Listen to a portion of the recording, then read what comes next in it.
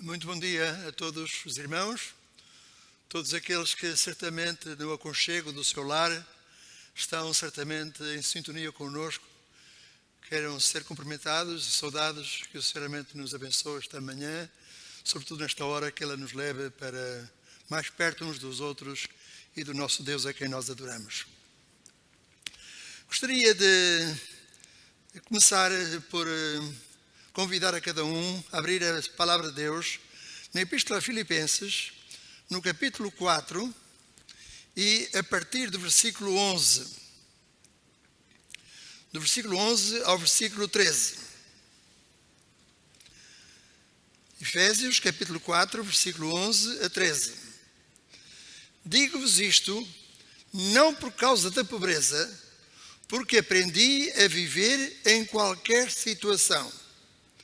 Tanto sei estar humilhado, como também ser honrado. De tudo e em todas as circunstâncias já tenho experiência, tanto na fartura como na fome, assim na abundância como na escassez. Tudo posso naquele que me fortalece. Meus prezados irmãos, este texto diz respeito certamente à experiência vivenciada pelo apóstolo Paulo quando ele visita a igreja de Filipos. A igreja de Filipos se terá dado conta que Paulo estava realmente necessitado para o seu ministério, para a sua sustentabilidade, para poder assim pregar o Evangelho. E de alguma forma já tinha preparado, lemos isso no versículo 10, alegrei-me sobremaneira no Senhor, porque agora mais uma vez renovaste a meu favor o vosso cuidado, o qual também já tinhas antes, mas por falta de oportunidade. O que dá a entender é que já teriam colocado certamente de parte algum pequeno montante para em tempo oportuno, quando o profeta, portanto o apóstolo os visitasse, pudesse ser assim entregue. E Paulo já tinha notícia disto. Ele então agradece realmente à igreja de Filipos por esta generosidade. Prezados irmãos, ele diz que já aprendi a contentar-me com o que tenho. Não é? A nossa versão diz alguma coisa semelhante, aprendi a viver contente em qualquer situação. E quero dizer o seguinte, falar de dinheiro nas igrejas gera desconforto. Não é um assunto que nós gostamos de falar, como pastores, como irmãos, não é? Falar de dinheiro causa sempre algum certo desconforto. Porém, eu queria dizer como é que é possível não falarmos de dinheiro. Eu não vou falar, eu sei que sou responsável também em parte pelo Departamento de Mordomia, irei falar muito ao de leve sobre a questão dos dízimos e das ofertas e até para incentivar os irmãos e alegrarem-se também que a Igreja Adventista, quer a nível mundial, quer a nível nacional, não se tem ressentido substancialmente com a questão dos dízimos. O que mostra que este princípio do dízimo está plenamente interiorizado no coração de cada um e vivenciando, portanto, esta experiência com Deus. Já sabemos que, prezados irmãos, a Bíblia diz que mais bem-aventurado é dar do que receber. E a bênção do dízimo, a bênção das ofertas, a bênção que nós podemos dar de ajuda a qualquer dos nossos semelhantes, a bênção recai, em primeiro lugar, sobre o dador e não sobre o recebedor. Ok? Portanto, deveríamos certamente ter sempre isso em mente. Se em relação aos dízimos as coisas têm funcionado bem, talvez porque há um princípio estabelecido dos 10% do dízimo e é fácil de fazer os cálculos. Já por vezes em relação à oferta, que nós chamamos a oferta voluntária, as duas são voluntárias certamente, não é? Mas a oferta voluntária talvez precisasse de algum reajuste, porque dado mesmo até às questões da própria pandemia, em que muitas das igrejas não se podem reunir, sem sentido às vezes nas ofertas, que são aqueles que sustentam também, portanto, a questão da eletricidade, da luz, da limpeza e tudo mais que espaços como estes, sempre necessitam. E assim seria bom, se apenas poderia aconselhar, em que o primeiro princípio que os irmãos aplicam em relação ao dízimo pudessem aplicar também às ofertas, isto é, determinando um pequeno montante que pode ser 1%, que pode ser 2%, 3%. Há irmãos até que, certamente, com outras possibilidades, dão um segundo dízimo, mas seria bom que nós pudéssemos fazer realmente, não dar por impulso, não dar porque é o princípio do mês ou não dar porque é o fim do mês, mas que pudéssemos realmente, cada um colocar de parte, não é? Logo no início da semana, diríamos nós no início do mês, atualizando isto para os nossos dias, de forma que a oferta fosse assim, não por impulso, mas certamente planeada. Mas volto ao pensamento inicial. Falar de igreja, de dinheiro nas igrejas, gera sempre algum desconforto. Mas o mais interessante é analisar alguma coisa que se calhar nós nunca tínhamos imaginado. Porque nós lemos regularmente as Sagradas Escrituras e vamos buscando, conforme as lições, os estudos que fazemos, vários temas, mas se calhar nunca fizemos esta análise. Quase metade das parábolas do Senhor Jesus mencionam o dinheiro. E as Escrituras falam mais dele do que muitos outros assuntos que nós achamos que seriam importantes, que serão vitais para uma vida cristã sadia. Howard Dayton, no seu livro, entre parênteses o título O Seu Dinheiro, declara que na Bíblia, reparem-me, queridos irmãos, na Bíblia há mais de 2.300 versículos sobre dinheiro, posses, portanto bens ou posses. Portanto, já vemos que a questão do dinheiro não é uma coisa sem importância nas Sagradas Escrituras. Não é que o dinheiro seja certamente um problema. Nós conhecemos o texto e as pessoas lá fora muitas vezes mencionam isso, dizendo, o dinheiro é a raiz de todos os males. A eles nós desculpamos que façam esta leitura. Para nós, sabemos que este texto não está correto. Não é o dinheiro que é a raiz de todos os males, mas é quê? O amor ao dinheiro. O amor ao dinheiro, esse sim, que é a raiz de todos os males. Alguém disse, a propósito, que uma pessoa pode ser milionária e não ter amor ao dinheiro. E outra pode ser pobre e ser gananciosa. Se for este o caso, então esta pessoa tem dois problemas. Porque tem falta de dinheiro e há alguma coisa no seu coração que não está bem. Há uma raiz maligna que se pudera. Tem outra afirmação que achei sempre interessante.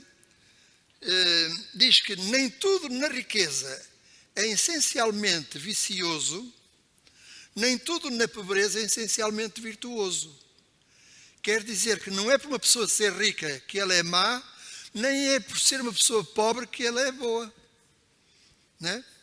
Portanto, eu tenho aqui, não sei se vou conseguir encontrar, é a primeira vez que coloco aqui está aqui. Eu tenho aqui uma nota, eu já tenho feito esta análise com os irmãos. Eu tenho aqui uma nota, não é muito, são 10 euros, né? Isto é bom ou é mau? Faria a pergunta lá para casa também, para os irmãos. Isto é bom ou é mau? É bom? Se eu quisesse, portanto, dizer, queria apenas uma resposta. E aqui já foi, o dinheiro é bom. Eu deveria dizer que o dinheiro não é bom nem é mau. Porque o dinheiro não tem valor moral. Isto não há nada de errado uma pessoa ter dinheiro. O errado é que o dinheiro não é aquilo que a pessoa possui, ou o problema pode vir se a pessoa é possuída pelo dinheiro. Alguém dizia também que o dinheiro é um bom servo. E nós, quando vamos sair, sempre procuramos levar algum dinheiro connosco. Mesmo que a gente não leve qualquer intento, se vamos fazer uma compra abastada, vamos certamente municiar o nosso porta-moedas, a nossa carteira com algum dinheiro, com o cartão de crédito, com o cartão de débito, mas dá-nos jeito. E dá-nos alguma segurança, né, quando vamos sair para a rua e sabemos que temos dinheiro. Não sei se já tem acontecido com os irmãos. Eu já uma vez fui para Lisboa no tempo em que não havia espaços, não havia essas coisas, e de repente eu vi-me sem dinheiro. E tive que ir correr, não conhecendo muito bem onde poderia encontrar dinheiro, um único irmão que eu conhecia e que me valeu para ter dinheiro para regressar a casa. Portanto, o dinheiro é útil, é um bom servo, né? Mas é um mau mestre, né? Ele é um mau senhor se nós realmente entendemos que o dinheiro resolve todas as coisas e que vivemos apenas para ter dinheiro e que certamente que os irmãos compreendem o intento. Infelizmente, para muita gente, o dinheiro tem sido muito mais do que apenas dinheiro. Como dizia há pouco, isto é apenas dinheiro. Não é valor, não tem valor moral. A advertência da Bíblia é de que não nos colocarmos no nosso coração, não colocarmos no nosso coração as riquezas. Vamos ler em Salmo, no capítulo 62, Salmo 62, e no versículo 10. Vamos ler a parte final do versículo. Se as vossas riquezas prosperam, não ponhais nelas o quê? O coração.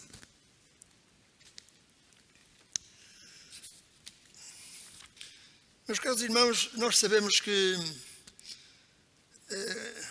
nós não somos donos do nosso dinheiro.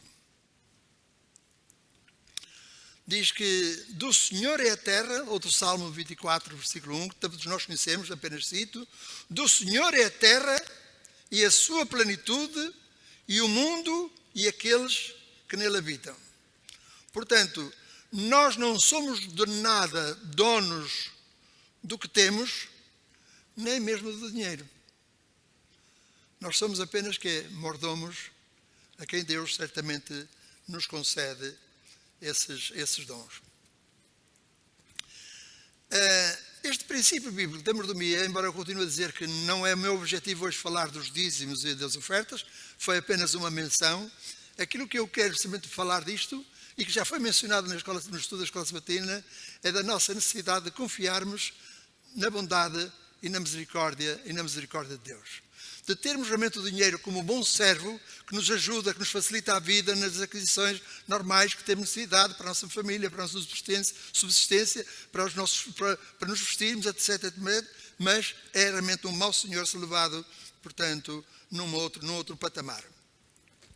Este princípio bíblico da mordomia cristã nos leva a estarmos atentos, gostaria de fazer hoje, atentos em relação a alguns falsos ensinos que estão sendo espalhados muitas vezes por aí. São teologias não bíblicas que se têm popularizado cada vez mais nos últimos tempos. Um deles é a teologia da prosperidade e a sua irmã mais nova, que é a teologia do coaching. Eu sei que este termo para alguns pode parecer estranho, mas já lá iremos. São teologias não humanistas, são teologias humanistas, quer dizer, de feitura humana, né? Mas não são, portanto, projetadas, idealizadas por Deus, que colocam o homem num lugar em que não lhe pertence. Nós sabemos que, acima de tudo, nós colocamos Deus como nosso Pai Celestial, que nos concede todos os bens que nós necessitamos para a nossa subsistência, mas temos certamente que ter em atenção que todas estas teorias, eu disse teologias há pouco, mas seríamos mais teorias, não é? Porque provavelmente não é teologia, porque não são apontadas pelo estudo da divindade, não é? Na teologia da prosperidade, invertem os papéis do homem e de Deus. Ou seja, em vez do homem ser um servo de Deus, é Deus que passa a ser um servo do homem. A teologia da prosperidade não é falada por nós, a Igreja, vivenciada por nós muito menos, mas os irmãos sabem que há confissões, enfim, que utilizam muito, exploram muito esta dimensão. E então, o que é que está de errado nisso? É que quanto mais nós dermos, mais vamos receber. Quando o princípio é o contrário. A bênção, portanto, a oferta deve ser na proporção da bênção. Porque Deus nos dá, nós devemos dar nessa mesma proporção. no nosso louvor. E não esqueçam, pesados irmãos, que não há louvor sem oferta. Ok? Seja do nosso dinheiro, seja dos nossos talentos, seja do nosso ser, do nosso corpo, etc, etc. E então esta teologia é assim: se nós dermos muito, Deus irá responder de igual modo. Receberemos a quê? Em carros de luxo, os irmãos sabem que isto existe, não é? Em carros de luxo, em casas com piscina, em bens transcendentes, coisas muito boas. O que está realmente errado nisto é que estas ofertas, em vez de contribuírem, de serem uma atitude de louvor e gratidão, são dádivas egoístas, das quais se espera um grande retorno. E nesta ânsia, que eu às vezes penso, que custa-me entender como é que há pessoas que são apanhadas para este engodo, tal como se fosse uma espécie de vício em relação ao jogo, na ânsia de obter, pagar pouco e obter muito, vão dando, e vão dando, e vão dando, e quando as coisas não surgem, é porque o irmão não tem fé, de ainda mais, e até que muitas pessoas chegam, enfim, terminam com as suas experiências enganados e expoliados muitas vezes os seus próprios bens. A teologia do coaching, esta palavra é uma palavra que entrou ultimamente no nosso vocabulário, mas é curioso que esta palavra coach, ela vem da idade medieval. O coach era o cocheiro, que, portanto, transportava uma carroça, né? Um coche. E então, estes homens não apenas conduziam a carruagem, o coche, mas eles também tratavam dos cavalos e os treinavam, os alimentavam, os treinavam para aquilo. Por isso, esta ideia de coaching vem precisamente dar aquilo que hoje é conhecido por um treinador, um monitor ou um formador. Isto não está mal. Eu sei que nós temos irmãos nossos que até são coaches. Portanto, eles sabem como falar a empresas, a funcionários e a pessoas que têm certamente necessidade de aprender algumas técnicas de venda, de terem sucesso realmente na vida. Quantos de nós já hoje ligamos o nosso telemóvel sem querer? Nos aparece normalmente uma senhora com um aspecto tranquilo, uma senhora, diríamos, não muito nova, uma pessoa de meia idade, com uma atitude muito positiva e fazendo estas perguntas: quer ter sucesso? Quer aumentar a sua conta bancária? Se isto lhe interessa, clique. E nós esquecemos de uma coisa, que quando clicamos, como isto hoje é a internet, isto é uma coisa global, ele atinge só milhares de pessoas em toda a parte do universo, que vão clicando. E ela começa já por ter sucesso, não há dúvida. Não é?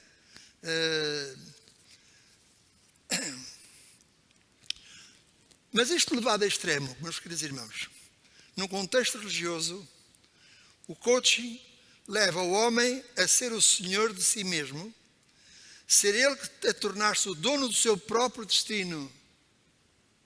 A solução não está em Deus, mas está certamente no homem. A controlar absolutamente todas as suas áreas da vida, com autonomia, com sucesso, enfim, inclusive as finanças. Claro que estes ensinos são malignos, porquê? Porque buscam apenas destronar o Senhor e entronizar o homem. Portanto, a solução não está em Deus, como um Pai de misericórdia que a todos concede, o ar, a luz, o alimento, tudo, mas a colocar certamente no seu coração, ou entronizar o homem no centro da sua existência. E aqui nós voltamos ao texto inicial. Já algum de nós experimentou a pobreza? Aqueles que me conhecem sabem que tenho o Filipe, tenho o André, e o André, uma vez, estávamos numa cidade, posso dizer em Aveiro, e sabem os irmãos, hoje há muita gente a pedir na rua, e nós às vezes não sabemos, também não podemos andar sempre com dinheiro disponível para às vezes uma oferta. E às vezes vêm esses arrumadores de carro, às vezes dou, outra vez eu não dou, às vezes olho as pessoas, tento, não sei se estou a contribuir a fazer bem, se estou a contribuir até para algum descontrole emocional da própria pessoa, na sua... os irmãos sabem. Mas eu continuo às vezes na dúvida, prezados irmãos. Nós na dúvida devemos dar sempre. Pelo princípio que eu ainda há pouco disse, que a bênção do dízimo, a bênção das nossas ofertas, eu não gosto do termo esmola, mas, portanto, o benefício das nossas esmolas recai em primeiro lugar sobre o dador e não sobre o recebedor. Se nós dermos, olha, o resto, eu fiz a minha parte.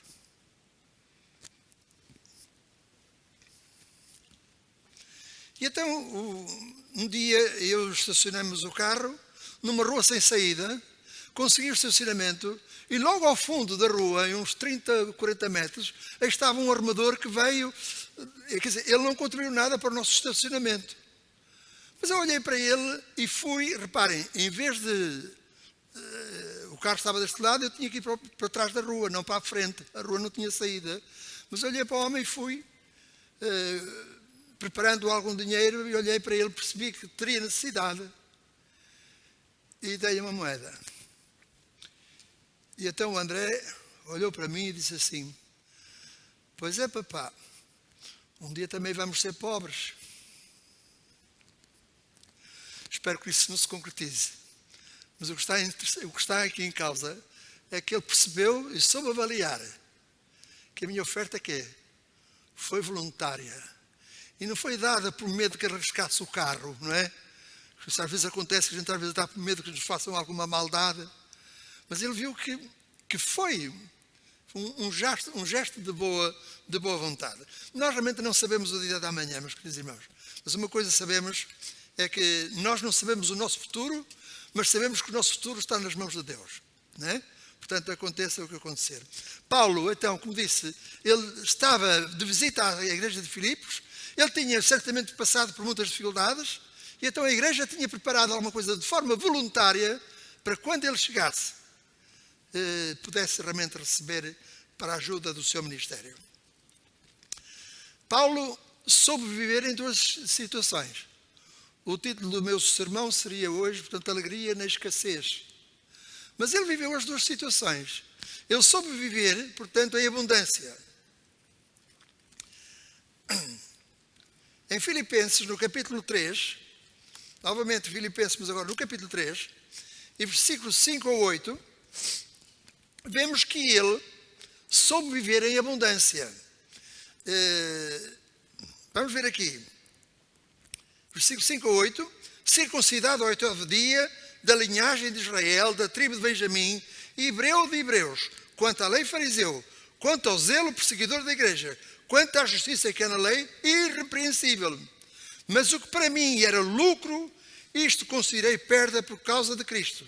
Sim, deveras considero tudo como perda, por causa da sublimidade do conhecimento de Cristo Jesus, meu Senhor, por amor do qual perdi todas as coisas e as considero como refúgio. Para quê? Para ganhar a Cristo. É que o apóstolo Paulo, sabem, ele viveu em abundância. É que Paulo era filho de pais ricos. Ou pelo menos de uma boa posição económica, não é?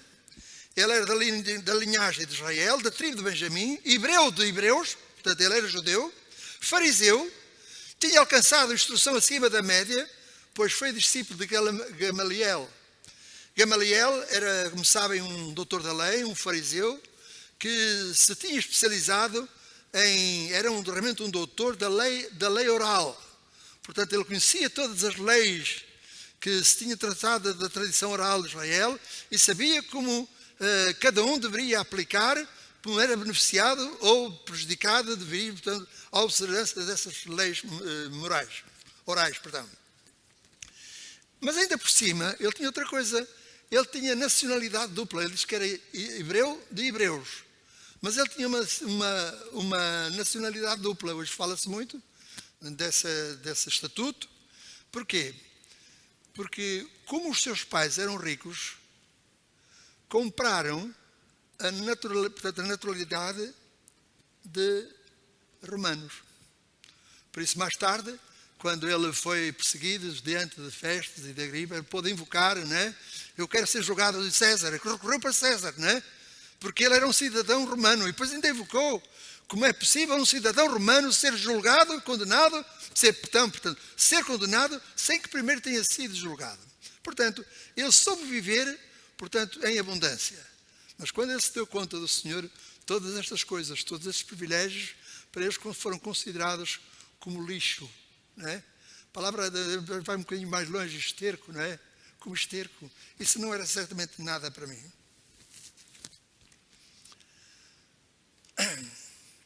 Se ele soube viver na abundância, viver na abundância é fácil. Mas a determinada altura ele teve a coragem de colocar tudo isso de parte. E o ganho para ele era certamente seguir e aceitar o seu mestre e pôr-se ao serviço dele. E quando ele foi, diríamos, enfrentado com o próprio Senhor Jesus, quando ia a caminho de Damasco, na sua situação certamente mais negra, da qual ele se terá arrependido muitas vezes. Agora, ele passou nestas circunstâncias, o quê? Como discípulo, como apóstolo, ele passou fome, passou sede, nudez, fadiga, frio. Ainda por cima, no momento que ele escreve esta epístola, ele estava preso. Certamente experimentava na prisão tudo isto. Que nós dissemos, fome, sede, nudez, fadiga, etc. Se alguém podia conhecer a pobreza, pode conhecer a pobreza, foi o apóstolo Paulo. Mas o problema é, meus queridos irmãos, não é sobre a situação em que vivemos, mas sobre a fé que temos para enfrentar todas essas situações adversas. Vamos ler em Provérbios. Provérbios, capítulo 30.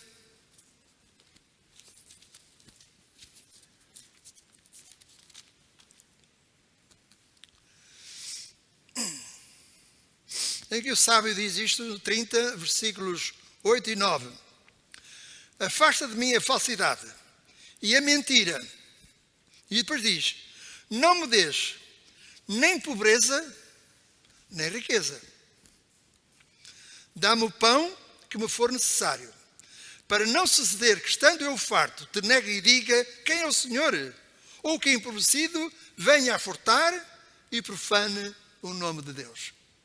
Certamente que aquilo que nós, como cristãos, também nós não desejamos viver na pobreza.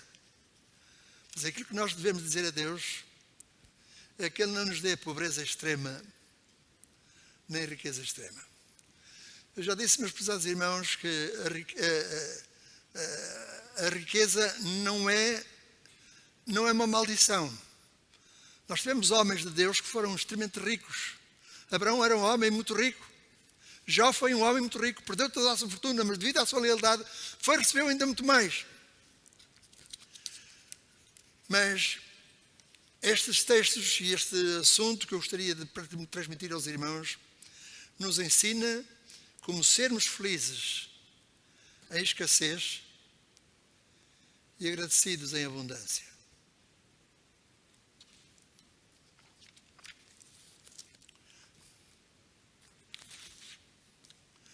Esta semana alguém me contou uma experiência de uma irmã muito humilde, numa igreja nossa, mas muito risonha, sempre bem disposta. E alguém um dia alertou o pastor e disse, pastor, esta nossa irmã, ela é muito animosa, sempre muito dócil, muito meiga, mas ela passa muitas necessidades. Eu disse, pastor, sabem que às vezes nós não conseguimos. Às vezes é na visitação, não é? Que nós nos apercebemos das dificuldades das pessoas. Ou alguém nos alerta para isso. Quando estamos reunidos na igreja, é sempre tudo é braço, está tudo bem. E então, o pastor reuniu-se de algumas irmãs, fez um pequeno cabazzinho, uma coisa, queria certamente, era um mimo que ia dar àquela irmã. E quando chegou à irmã, disse, olha irmã, nós temos aqui uma lembrançazinha para a irmã da nossa igreja. A nossa irmã, de uma forma sorridente, mas muito meiga, mas muito assertiva, disse, eu não quero, pastor. E diz com um sorriso muito grande, diz: eu não quero, porque Deus sabe muito bem cuidar de mim. E são realmente exemplos como estes que nós podemos compreender, como mesmo às vezes até em escassez, nós devemos continuar a ser felizes. Porquê? Foi mencionado na escola sabatina. Quando nós recordamos o nosso passado, Deus nos tem abençoado até aqui. Como é que nós vamos ignorar agora o futuro? Bastava lembrar-nos, recordar-nos do que foi certamente o passado.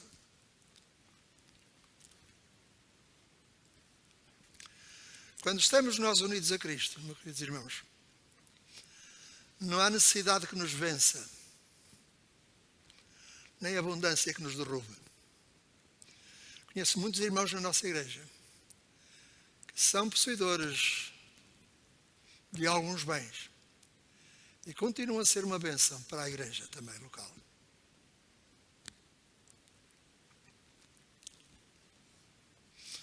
Todos nós conhecemos o salmo mais conhecido da Bíblia. Qual é o salmo mais conhecido da Bíblia? Como começa o salmo 23? O Senhor é meu pastor. Muito obrigado. O Senhor é meu pastor, nada me faltará. Um dia, um pastor que estava numa cidade pequena, do qual haveria um jornal, eu já estive numa localidade que escrevia para o jornal ali da terra, e as pessoas ficavam muito impressionadas com os nossos textos e diziam: se os nossos líderes escrevessem assim, né? Mostra que umas pessoas viam uma certa diferença na forma de abordar alguns temas bíblicos. E que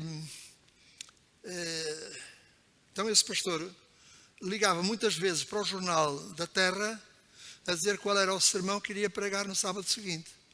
Quando ele não era ele a ligar, era da redação que ligavam para o pastor. E assim aconteceu um dia.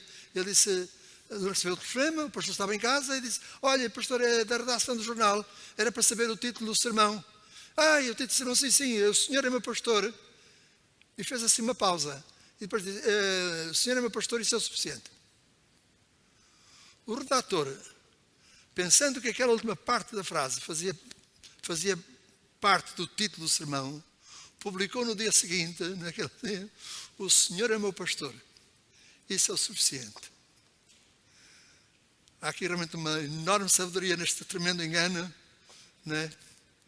E eu queria dizer aos meus queridos irmãos: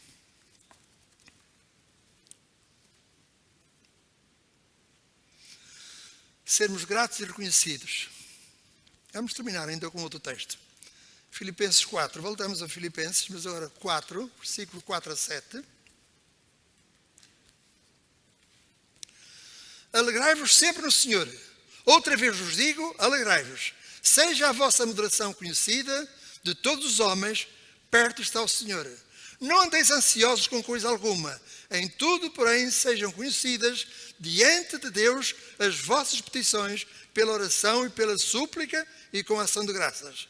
E a paz de Deus, que excede todo entendimento, guardará o vosso coração e a vossa mente em Cristo Jesus. Meus queridos irmãos, diz aqui: regozijai-vos, alegrai-vos sempre. Quer dizer, um cristão mesmo em face das dificuldades. Eu sei que nós nem sempre estamos bem interiormente, mas, prezados irmãos, devemos continuar a procurar alegrar o nosso coração, confiando realmente na graça e na misericórdia de Deus. Sabem, nós não podemos ser todos ricos. Um dia vamos ser ricos no Senhor, mas já podemos ser ricos também no Senhor agora. Deus dá. Estou a falar a nível dos cristãos, a nível dos seus filhos, da igreja. Deus dá a uns mais, a outros menos, mas a todos o suficiente. Que já é muito. Que o Senhor nos abençoe. E como diz o apóstolo Paulo, que se tinha contentado com o que tinha. Se nós não temos o que gostamos, devemos gostar daquilo que temos. Que o Senhor nos abençoe.